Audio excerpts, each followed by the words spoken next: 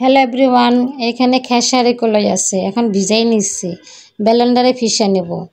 এখানে পেঁয়াজ রসুন দিয়ে দিচ্ছি, এখানে বড়া বানাবো। পেঁয়াজ রসুন একসঙ্গে দিয়ে আমি ব্লেন্ডার করে নেব। এই যে ব্লেন্ডার করা আমার হয়ে গেছে। কারণ এখানে মরিচের গুঁড়া, হলুদের গুঁড়া, জিরার গুঁড়া, স্বাদ মতন লবণ একসঙ্গে দিয়ে আমি হাতে মাখাই নেব। মশলাটা একসঙ্গে দিয়ে আমি হাতে মাখাই নেব, ভালো করে মাখাই নেব একসঙ্গে দিয়ে। তো এই যে আমার মশলাটা দিয়ে একসঙ্গে মাখানো হয়ে গেছে। মিষ্টি কুমড়ার শাকের বড়া বানাবো। শাকটা আমি বাইছে নিচ্ছি, অনেক সুন্দর করে আমি বাইছে নিচ্ছি, এক এক করে আমি সব পাতাগুলো বাইছে নিচ্ছি। আর যে আগের থেকে ডালটা আমি মাখায় রাখছিলাম, এখন এই পাতার সঙ্গে আমি মাখাই নেব। পাতাটা আমি ভাজ করে নেবো, তো মাখানো হয়ে গেছে, এখন আমি একটু ভাজ করে নেব। এই যে আমার একটা বানানো হয়ে গেছে, এইরকম আমি সব বড়া করে এক এক করে বানাই নেব।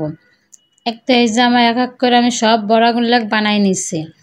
এই যে এখন আমি ভাজবো, পরিমাণ মতন আমি তেল দিয়ে দিচ্ছি। এখন এক এক করে আমি বড়াগুলো সাইডে দেবো তেলে।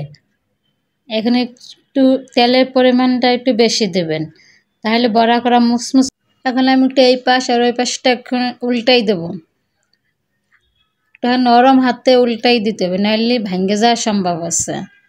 আমি সব বড়াগুলোকে আমি উল্টাই দিচ্ছি, মশমশা করে ভাজবো। মিষ্টি কুমড়ার বড়া খেতে কিন্তু অনেকই মজা ছিল। এই পাতাগুলো আমার গাছে হয়েছে, আমি নিজে হাতে গাছ লাগাইছি, সেই গাছের পাতা দিয়ে আমি আজ বড়া বানাইছি। এই যে আমার বড়াগুলো হয়ে গেছে, এখন আমি উঠাই নিব, এক এক করে আমি বড়াগুলো উঠাই নেব।